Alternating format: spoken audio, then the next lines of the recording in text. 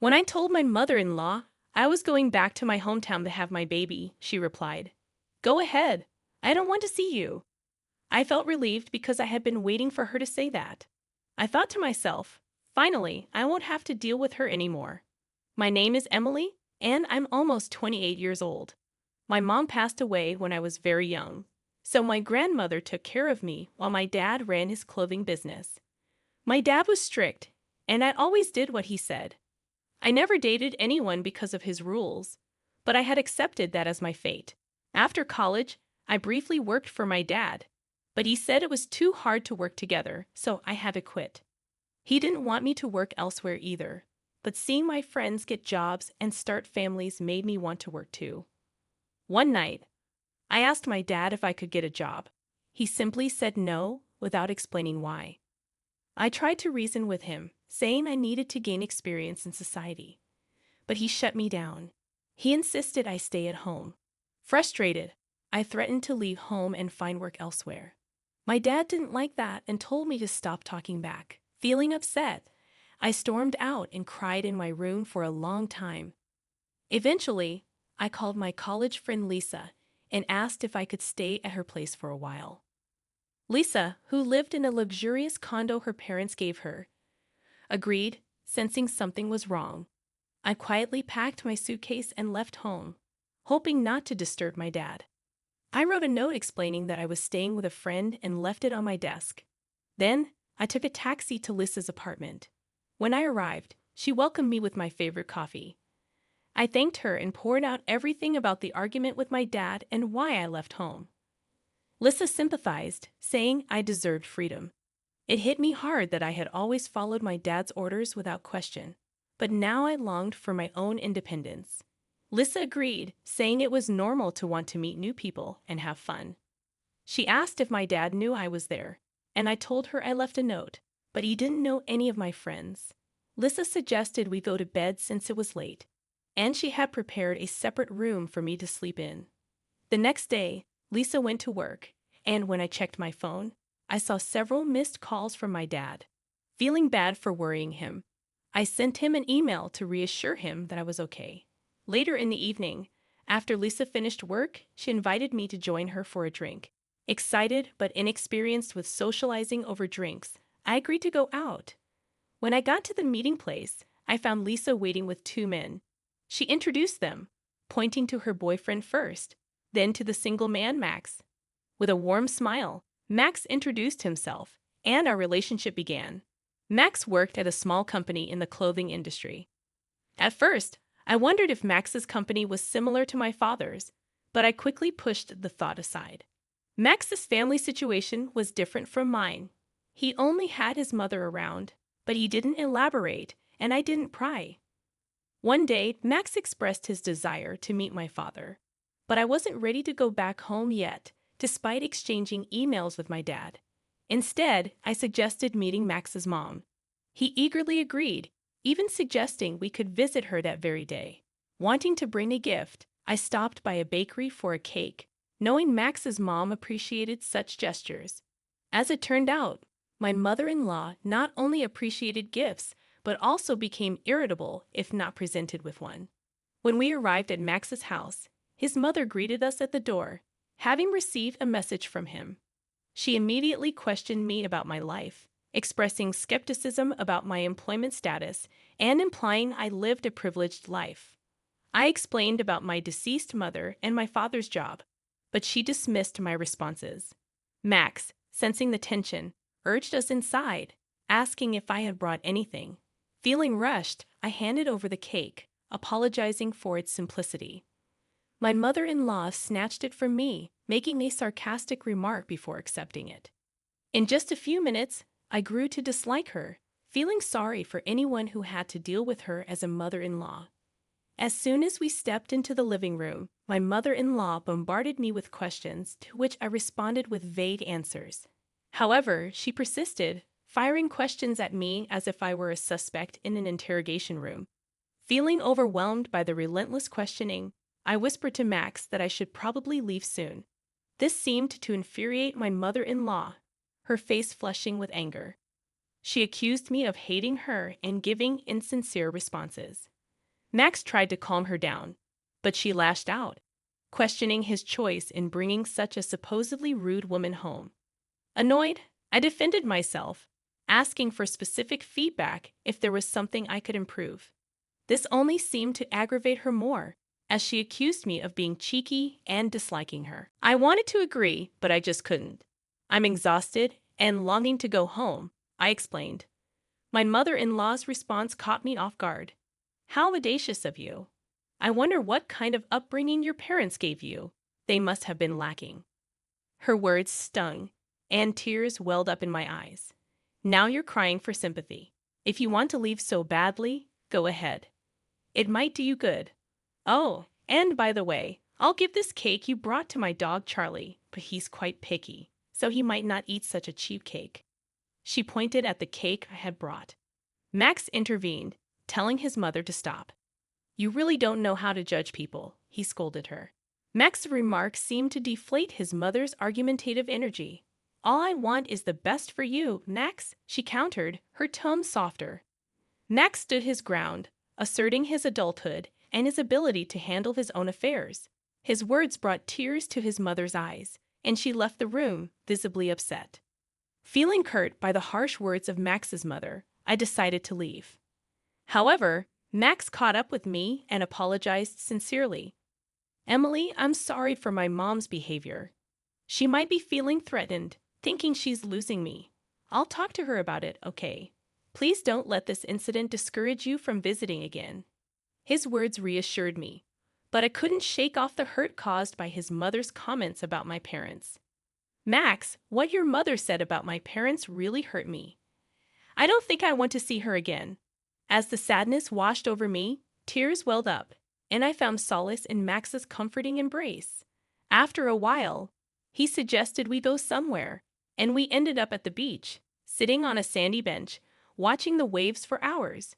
2 months later, I discovered I was pregnant. When I shared the news with Max, he proposed marriage. Let's make it official. We don't need a grand ceremony, but we can live together in my house. I don't earn much, so renting an apartment isn't feasible. I'll talk to my mom about being more considerate towards you, Emily. Despite my reservations about living with his mother, I agreed, realizing it was our only option. Okay, I'll do my best to get along with your mother. And so, I found myself living with my mother-in-law after getting married. I returned home to inform my father about the decision. His face lit up with joy when he spotted me. It's wonderful to see you looking so well. We've been in touch, but it feels like ages since our last meeting. My father greeted me warmly. I'm sorry, Dad.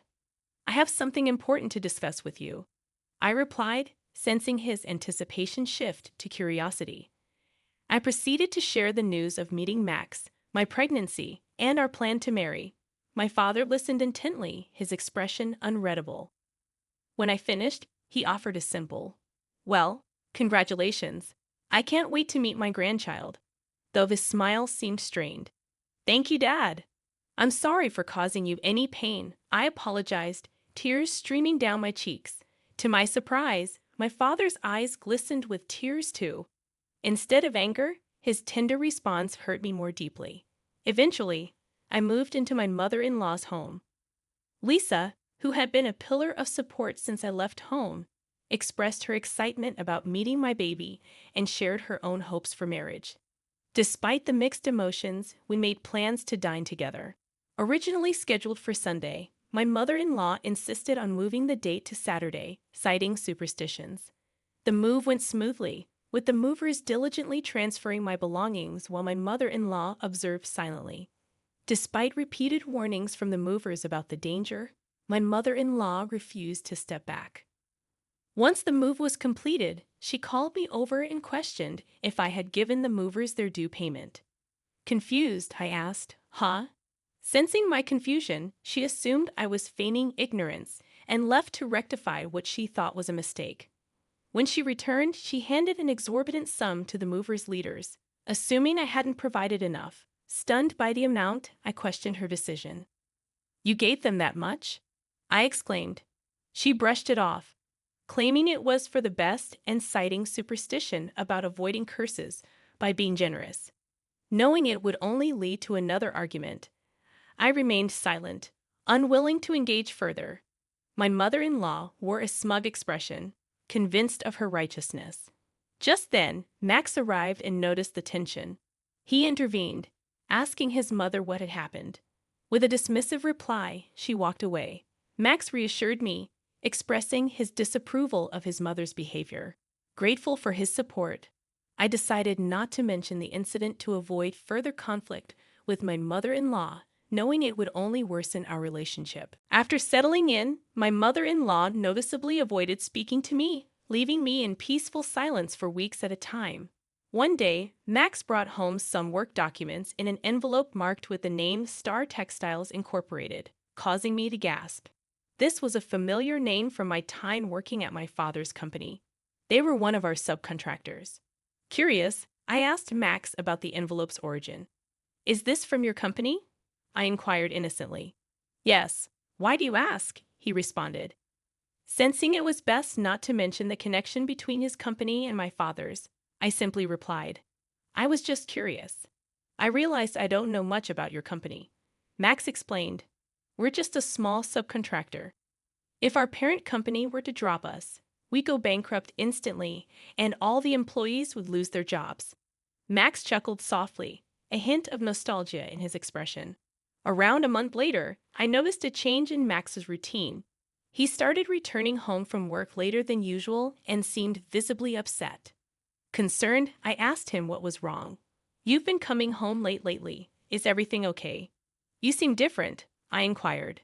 Max confessed, "The company is facing some challenges." "What kind of challenges?" I probed further. Max sighed. "The parent company unexpectedly slashed our orders by half. Our boss is desperately trying to convince them to maintain our business relationship. And we're also searching for new clients. But if things don't improve, we might go bankrupt." As I listened to Max's worries, I considered asking my dad for help. However, I knew my father's strict principles wouldn't allow him to assist a business partner based on personal feelings alone. It seemed like many of the company's partners were facing similar hardships. I disclosed to Max that my father's company was the parent company of his. Initially surprised, Max pleaded with me earnestly, his eyes gleaming with hope.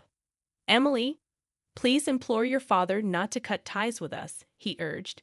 Regretfully, I explained, "Max, my father is firm when it comes to business. Personal matters wouldn't influence his decisions." Desperate, Max persisted. "Could you at least try?" Reluctantly, I agreed, knowing it likely wouldn't sway my father. Yet Max knelt before me, tears in his eyes, begging for help. "Please, I beg you," he pleaded. Frustrated, I implored him to stop, but I promised to speak to my father nonetheless.